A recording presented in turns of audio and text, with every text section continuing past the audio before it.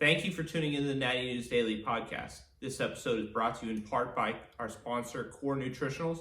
You can check out corenutritionals.com for all your supplement needs and use code Natty News Daily at checkout to save 20%. Enjoy the episode. What's going on, people? Welcome to another episode of Natty News Daily. As you can see, I'm solo tonight. James and Dan are actually recording another episode because we double booked tonight just because we wanted to get some special guests on. And I am here with none other than Alex, but most of you probably know him as AlphaDestiny. Welcome to the podcast, my man. Hey, thanks for having me on, Leroy. It's great to be here. I appreciate it. Little Canadian beef all in one. I'm excited. Canadian duo, and there's so many great Canadian natural bodybuilders. Yeah. I feel like some of us get overlooked sometime. A lot of people know about Jeff Nippard, but there's a lot of talent in this country, that's for sure. Absolutely. So let's go back just a little bit, because I know this is your first crack at competitive bodybuilding, but you've been in the strength realm for a lot longer. What kind of got you in the gym in those early days? What got me into gym was initially hypertrophy training. Like, believe it or not, I didn't really care much about strength. I was watching Dragon Ball Z and looking at a lot of what I thought were natural bodybuilders at the time. Yep. Only to eventually discover that they were fake natties. And that kind of brought me down. So yeah, I realized their information was incorrect. So I started listening to powerlifters and was getting great results because they actually understood programming. Right. But then that leads you down a rabbit hole that's not really optimal for physique development. You end up hyper specializing and chasing goals that were never really of your own. And for me, that was, overly relying on the big three and just investing so much time into that world and talking to these guys. But eventually you end up going back to your roots.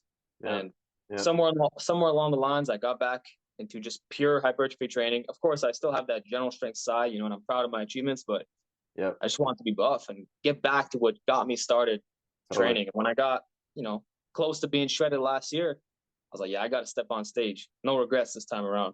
Yeah, for sure. So I think I recall you just posted recently, you're about 158 right now? Right now, as we're talking, 154. Oh, even tighter. What were you when you got that taste of being shredded before? Were you around this weight or were you a little bit heavier? Yeah, so that was 145, but it was after depletion. So 150 immediately down to 145. So, but I feel like my body fat is pretty close to that right now. Sweet. I would say I gained about 5 pounds of muscle in the last year or so. Yep, right on. So you train at home as well, and you've got some interesting workouts for those that maybe don't follow the page. You've got some pretty cool stuff you've been doing. What kind of drove you to what you're doing in the gym right now? Like, you've got the springs and that kind of stuff, which is super cool. Well, it's about curiosity. You never stop learning. And I got my home gym in 2018, very basic equipment, but anyone who starts with a power rack and a barbell knows that this is only the beginning. You end up getting an easy bar, then let me get a cheap pair of adjustable dumbbells, and a little cable thing, and next thing you know, pieces start adding up. And I'm a YouTuber, so you hit up by certain companies as well, and you buy some of their stuff too. And then it's like, okay, what else can I do to expand this gym? And the thing is, when you're at home, you have no choice but to be creative because you lack so many common machines. So that in itself is what I feel did it, plus my calisthenics background. So if I know how to build muscle with, say, handstand push-ups and gymnastic rings, getting all these movement patterns, well, it's like, what else can I do? How can I replicate the best machines or, optimize even with the conjugate system? It's all about exercise variety, right?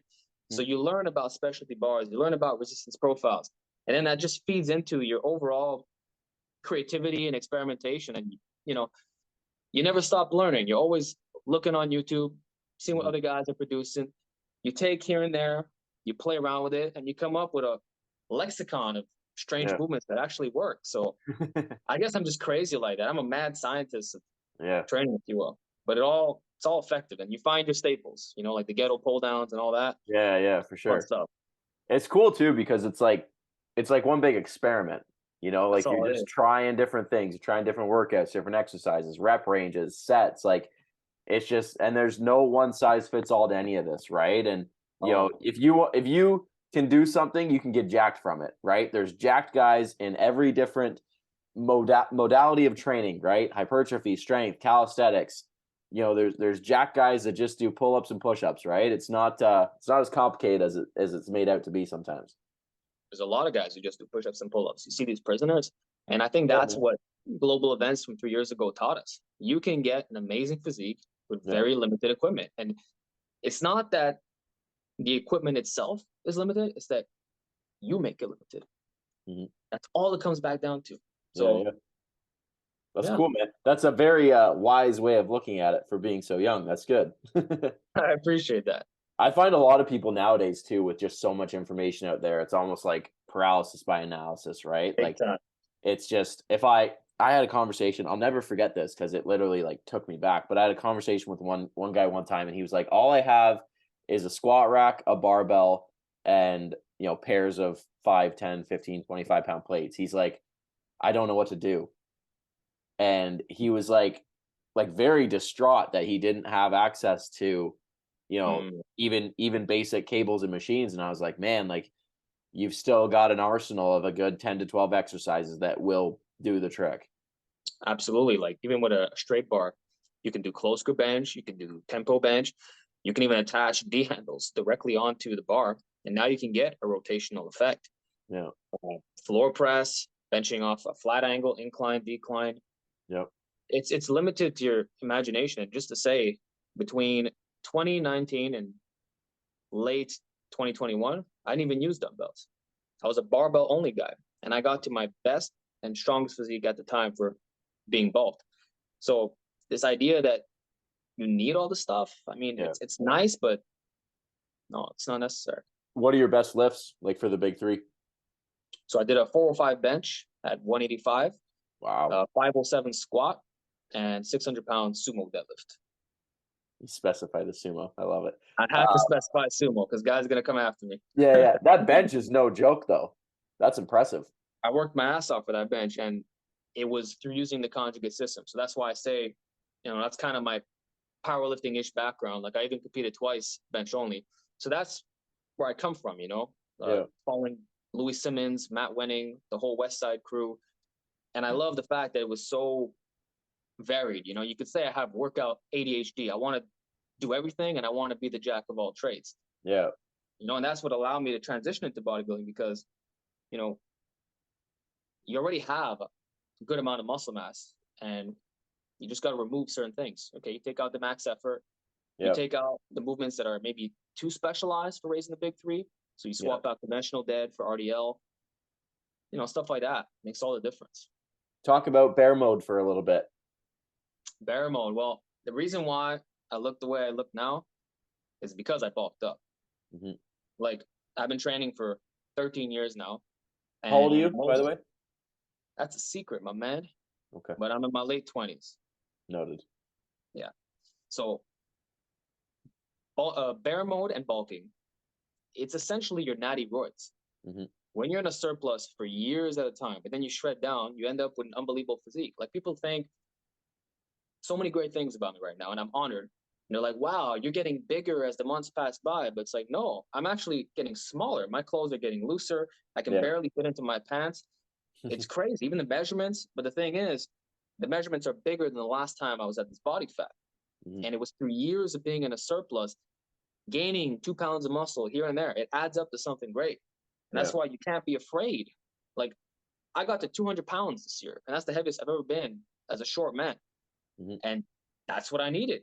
You go beyond your comfort zone, you get the moon face, you get that intramuscular fat, improved leverages, all that. And then you got to learn how to maintain your muscle on the way down. I think that's that's huge. Part, right? But once you can do that successfully, and it gets better, the more bulks and cuts you do, you end up with a crazy physique. And I will say, there's a big part of my audience, and probably yours as well, that have comparable levels of muscle mass. But because they never got the diet dialed in, they just don't see the separation that's already there. Yeah. So in truth, I'm nothing special. Bear mode just allowed me to actualize what a lot of us can do. Totally. Yeah. Yeah. It's a good way of putting it. I find too, like, so many people now are just afraid to get a little soft, right? Mm-hmm. Like, just because it's the social media world, right? Like, no one, I explain it to people, right? Because I've been on both sides. Like, I'll post a prep photo, like, shredded, get like 1,000 likes. Yeah. I'll post a photo now, gets like 100. right? And that can really mess with people, right? And I find like a lot of younger individuals that are, that 17, 18, 19, getting into the gym, getting serious about it, they're afraid to get that body fat up a little bit, which then in turn, they're not going to build muscle. They're not going to be in a surplus, like you said. They're not going to get nearly as strong as they probably could, like mentioned improved leverages and that kind of stuff. And they're shooting themselves in the foot for long-term progress. I think it's the fact that we're in the social media age. So back when we started training, this wasn't really a thing where everyone was showcasing their physique. You kind of just worked out in the shadows, Dorian Yates style. And I just wanted to be big, right? Like I'm sure, we're a similar age, right? Like when we started, it was like I just want to be big. I'd check the scale. If it wasn't up, I was just going to go eat more, right? Didn't care about anything else. Didn't care about anything else. Hit some more weights in the gym, ate a lot of food, and that was it. And like, you weren't, as weird as it sounds, like you weren't shirtless all the time online, right? Like you especially like in the wintertime, you're just training in, t-shirt, sweatshirt, whatever. And like when you pack on size, especially like with clothes on, like you physically look bigger. So then you feel good. You maybe look a little soft shirtless, but no one sees it. So it doesn't matter. Whereas now people feel like they have to show the progress day in and day out. And then they're afraid to get that little bit of, little soft, and it doesn't look as good, doesn't get the likes, doesn't get the compliments. And then it just, there's a circle. It's everything you described. I think also location, being from Canada, there's a natural incentive to be huskier, so it's win-win. It's cold as shit. Cold over here. So your appetite naturally ramps up, and you're making gains. And also, when you start off, I don't know if you were skinny at the beginning. You bet I was. There you go. So when you go from $120 to 170, 180, that's a lot of weight gain. And even though much of it could be fat, it still feels good. Yeah. When you go from extra smalls or smalls to large XL, there's just, I don't know, call it body dysmorphia, call it whatever. It hits different. So I agree. A lot of guys are shooting themselves in the foot, and they're not willing to sacrifice. They want to keep their abs year round or like be super sharp, when the simplest solution in the world, like I got a comment today, the guy was stuck at a 2-plate bench for a long time, years even, because he refused to bulk. But the moment he did that, and even going up to a simple 15%, which is not fat, 10 to 15% body fat, you still look amazing while shirtless, right? And the definition is not that.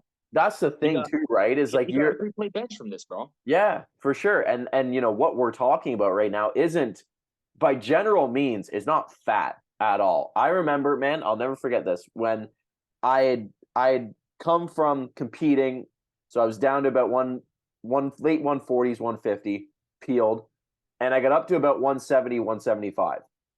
And it was still that lingering of like, oh, like I feel like I've gotten a little soft. And my wife and I went to like a spa, right? So we went there, hot pools, jets, that kind of stuff. And I was like, for a split second, I was like, because my abs aren't shredded anymore, but I'm still by far probably the most jacked guy here, in the best shape ever. Guys too. Exactly, right? And it's at 12, 15% body fat. So it's, what you're talking about, like you getting up to 200 pounds, like you still could walk around any public setting and people would be like, this guy's freaking jacked, right? Yep. But on Instagram, it's like, oh, Alex has let himself go. What is he doing? That's so spot on, Leroy, because there's a big difference between what happens online versus the real world. Yeah. I would even say anyone who goes from a novice status to intermediate already looks better than 90% of guys out there. And it's not even over exaggeration. No. Look at your average man walking down the street. Nothing to brag home about. People are skinny, fat, or they got massive guts, no muscle tone whatsoever. So if you're just reasonably lean, like even a little outline of nothing on your abs, for sure, you got the muscle to support it, you look phenomenal, clothes or without. Yeah. And like you go to a spa, you go anywhere, the beach, like 99% of the time, you're the best looking guy there. Yeah. Good. Well said. Okay, let's jump to prep. 7 weeks till the first official dance. What's the show again? CPA? Yeah, so CPA, Mike Clément Natural Classic. Cool. In Division A. Okay. Classic physique. Correct. Jumping right in the open, no novice? What's you mean like the introduction thing? Because you get access, you're allowed to do what do you call it? So there's like novice, which is beginners, but then there's like the open class, which is anybody based on your height. So are you doing the open class or I just the think it's novice? that. So basically, they give you the option. Your first time competing, you Yep, get this, but after that, you can't do that anymore. correct. So I opted out of that. I'm like, screw that. I want to go with the best only. So Yeah, that's yeah, open, right? yeah. Sweet, very nice. Yeah, cool. So how long's prep been? When did you start? What were your calories? What's that? What's that all about? So I would say I started in late August. I Okay. was 200 pounds. Now Yep. I'm 154. And I started off aggressive because Mhm. why not? When your body fat is really high, you can get away with it. You won't really lose much muscle mass. And I didn't track my calories. I just eliminated the processed foods Mhm. and whatever things I was doing to force feed myself because it didn't come natural for me to hit 200. I had to really grind it out Yeah. with the Uber Eats orders, liquid meals. Yeah. That's what I'm saying. You got to get uncomfortable sometimes, right? So just by getting back to a regular eating schedule, straight up, bro, that got me down to the low 180s. No Yeah. effort whatsoever. It was a joke. Is Then that from the, is that 180s like kind of your body's happy spot? I would say between 170 and 181, Yeah. I look pretty good. I'm under 20% body fat. I have some bicep veins, uh, abs. Like I look good around there. But Yeah. that's another thing, right? Guys don't realize what it takes to go from lean to actual single digit. It Yeah. could be double what you think, right? Yeah. So uh, that initial, the first 1 or 2 months, I dropped like 20 pounds, no problem. And then from 181 to 165 ish, it was more of a moderate calorie deficit. And then since then, it's been a Yeah. lot more meticulous. Like now I'm tracking everything, Yeah. weighing to the letter because I don't want to lose my muscle. And that's actually what I'm scared about, especially the legs. Like you find out what your Yeah. spots are, where you Yeah. retain, Yeah. you know? You know what you've got on you when you get shredded, that's for sure. Yeah. Yeah. So basically, I would say for the first 2 or 3 months, it was just basic portion control. Mhm. And now it's all, you know, weighing, Yeah. macros, all that. Yeah, my setup's very similar. I find, about kind of those mid to late 170s is pretty like habitual for me. Even like 181, 182, I can do that pretty mindlessly, just Mhm. kind of my day-to-day habits and routine. Once I get sub 165, that's when I start to hurt. That's what I tell people. Less than 165, I start to feel it. And you compete at what weight? So I depleted down to 149. That was the lowest I saw. Um, Most stage weights are mid to late 150s. That's after Yeah. carving up and stuff like that. Yeah. Yeah. Hmm. Yeah. So I did 4 shows in 2022. So it was kind of like we kind of ramped up for the show. So the first one come in at like 85% ready, then 90, 95, peak fully for the last one. So the last one we depleted down to 149. So that would have been the Friday morning. And then on the Saturday morning after a carb up, I was 158. Wow. Yeah, we like That's a big jump, though. yeah, it was good though. My body responded really well to it. Like I soaked it right up. I'd never done something like that before, but it was a good setup for me. But yeah, I'm typically kind of that mid to late 150s is usually where I land. Interesting. And in your Yeah. experience, so whatever the weight class is, when you say guys are at least 10 pounds under that, so if the limit is 165, they'll be like 155-ish, around there. Yeah, it depends on how they split it. So depending on the number of athletes, they'll usually split the weight classes accordingly. So if it's a small show, they might just have, lightweight, heavyweight. They might just divide it 165 under, 166 plus. Gotcha. The shows that I did, most of them only had one class. Like they just did one bodybuilding class. So it was like you're like I was in there with some big boys. That's crazy. Which was a good test. I liked that because I had some lofty goals. So it was either win the weight class, go in the overall, or just get in there guns a blazing for the first one, which was cool. Wow. For classic, they're usually a good turnout. So you'll probably have A, B, C, D class, I imagine. And then so for your height, what's the weight cap? 165. 165. And I'm not gonna be anywhere near there. So And you're similar to me, right? 5'5", 5'6"? 5'5.5", 5'6", in that little zone. Yeah, I doubt you'll find many 5'6"s at 165. No, you got to be freakishly jacked. Like even You'd be pretty damn big. guy, Like I'm thinking that was like 10. That'd be 10 pounds heavier than I was. And if yeah, you're shredded at 165, like you're a yeah. pretty big dude. Guys look at these numbers. They don't think it's much, but again, natural bodybuilding is a different beast. In Yeah, the enhanced category, at the top level, even for our height, I think the weight limit is 185 pounds. yeah, So that's a 20-pound mass difference, and that's everything at single digit. yeah, yeah. I think you'll be probably against guys in those 150s. That's probably a pretty safe bet. 150s, 140s. Yeah, if a guy comes in at 165, it's game over. I want to meet that person. That's what I want to do. That's So you don't know who's going to show up, right? So all you can that's do is just give it. it your best. Yeah. That's a mature mindset. I made a post about that the other day because a couple clients of mine are struggling a little bit with that kind of stuff. And it's just like, man, you don't know the judges, you don't know who else is going to be there. Like just go in there and do your thing and let the chips fall. Absolutely. So how's prep been for you, like enjoyment wise? I've enjoyed it because I guess I'm a masochist. I like testing myself. Yeah. And the fact that I'm actually going to be on stage this time, I'm doing it for more than social media purposes. Yeah. And I'm showing what's possible as a real natural, documenting my entire journey. Mm-hmm. I think it's awesome. And there's accountability because I announced it early on and I can't disappoint my audience and I can't disappoint myself. So there's a lot that I got to live up to. So the fact that all eyes are on me, I love the pressure. But I would say in terms of training and diet, it's overall been good.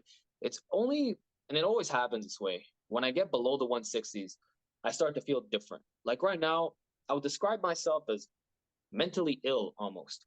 I don't feel like myself. I'm not in a really bad way, but I'm often pissy for no reason. Yeah, that sounds about right. Fluctuates. The work capacity is not what it used to be. It's almost like low key a form of bipolar. I mean, it's not on that level, obviously, but I would say my mental health is strange. Yeah, anybody that's prepped and has gotten obviously to the lengths that you're getting to can attest to that. For those listening that have not been there, and you might one day, or you might use this as a deterrent not to. It's something not to be overlooked. Is the mental side of it. I mean, speaking from my experiences, the diet, the training, the cardio, like you do what you got to do, right? I'm going to eat this. I'll do my workout, whatever I need to do for cardio. Like you kind of just go on autopilot with that stuff. But the mental, that can weigh on you because that's 24/7, right? Like you get in, you do your hour workout, it's done, you move on with your day. But then it lingers on for the rest of the day. Yeah. And then when you start thinking, I explain it to people, it's like you're constantly troubleshooting all day.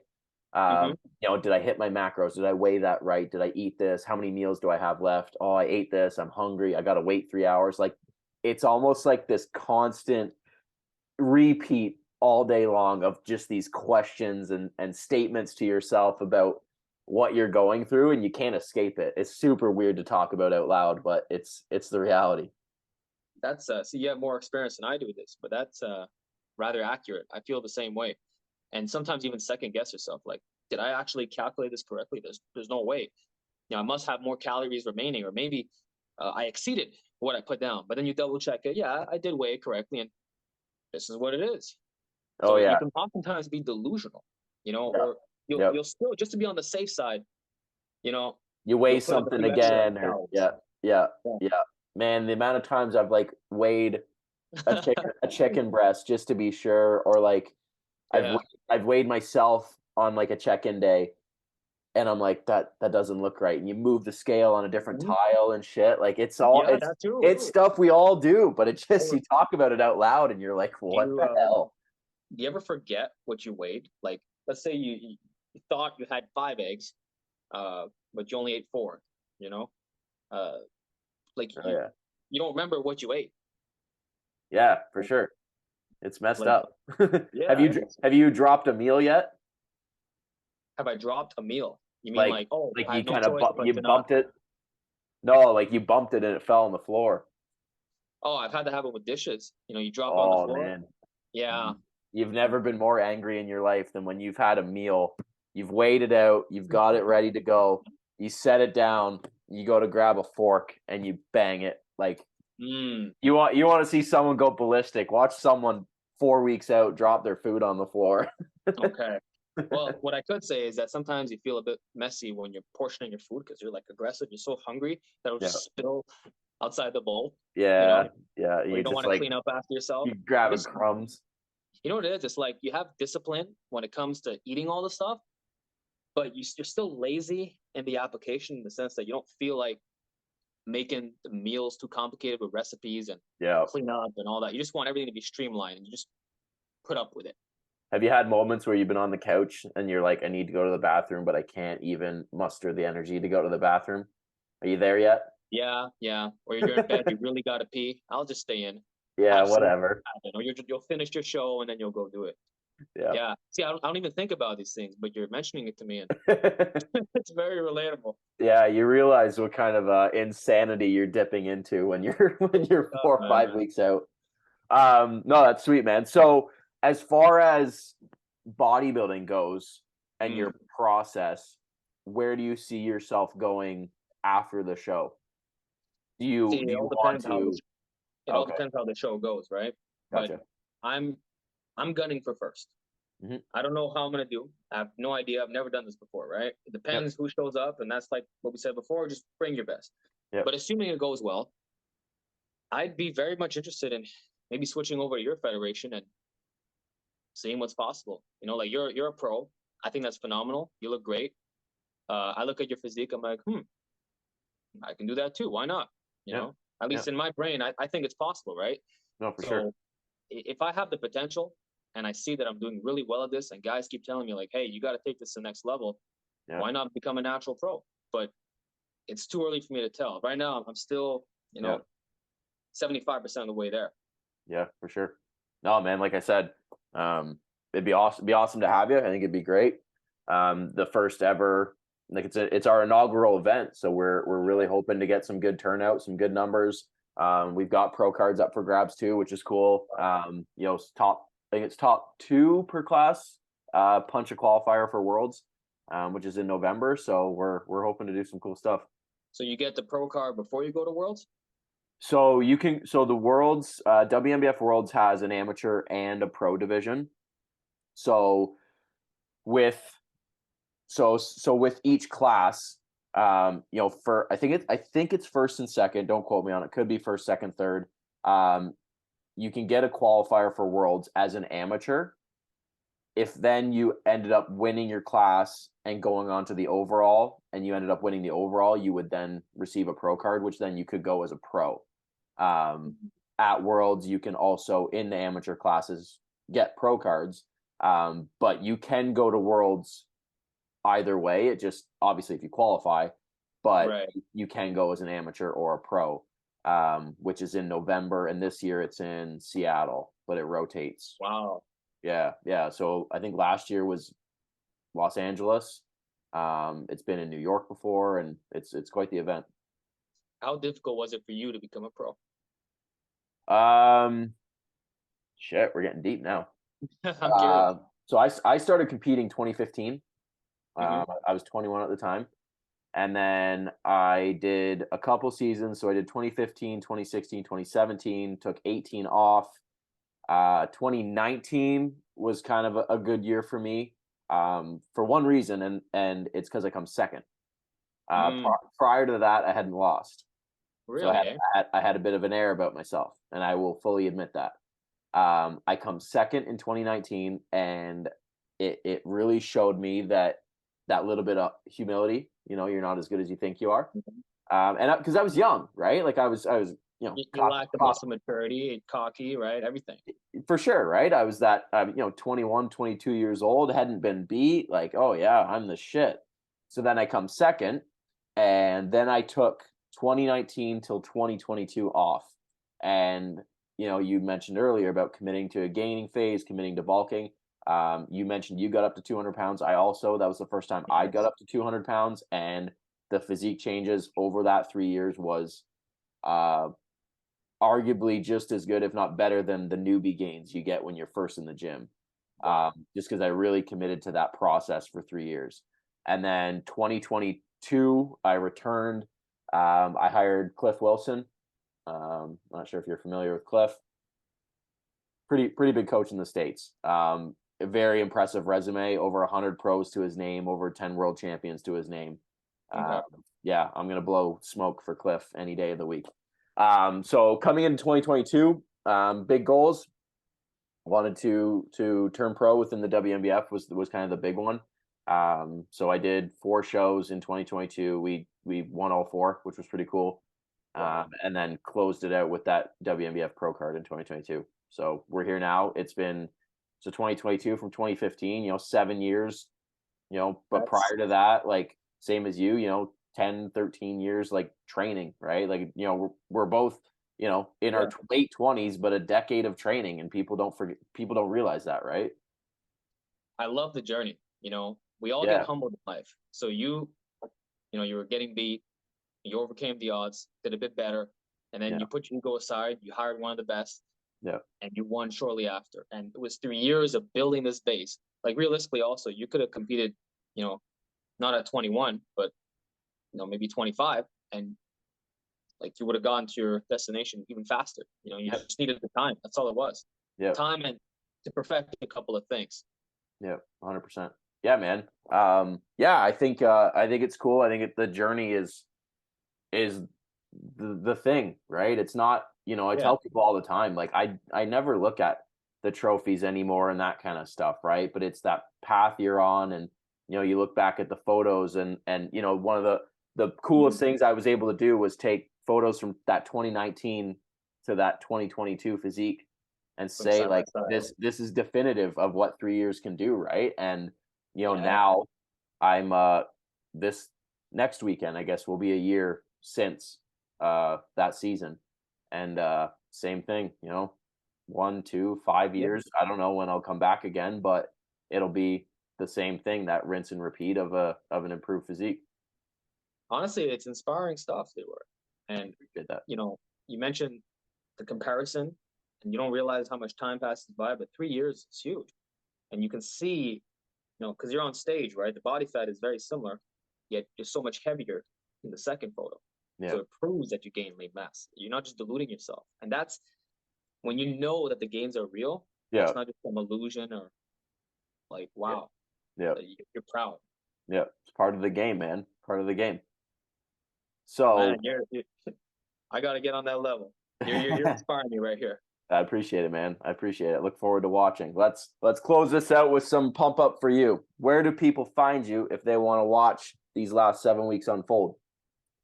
So most of the physique updates are going to be on Instagram at Alex Leonidas Official, and YouTube, same name, but mostly that's just going to be B-roll. When I do my talking head segments, you'll see me looking good, but I'm not really going to vlog the experience. For one, I don't really want to, and secondly, like, you'll see the final destination. That's when it's time, to showcase everything. So definitely there's going to be a transformation video. There's going to be day of the comp. But leading up to that point, it's just physique getting more and more sharp, trying to retain these gains. So YouTube, IG, that's where it's all. Beautiful. All right, people, you heard it right there. 7 weeks, this man will be hitting the stage. Be sure to follow him on Instagram, show him some support. We appreciate you coming on the podcast, my man. Thank you so much. Hey, I appreciate you too, Leroy. All right, people, if you enjoyed this episode, give it a like, subscribe for future episodes, and we'll catch you guys in the next one.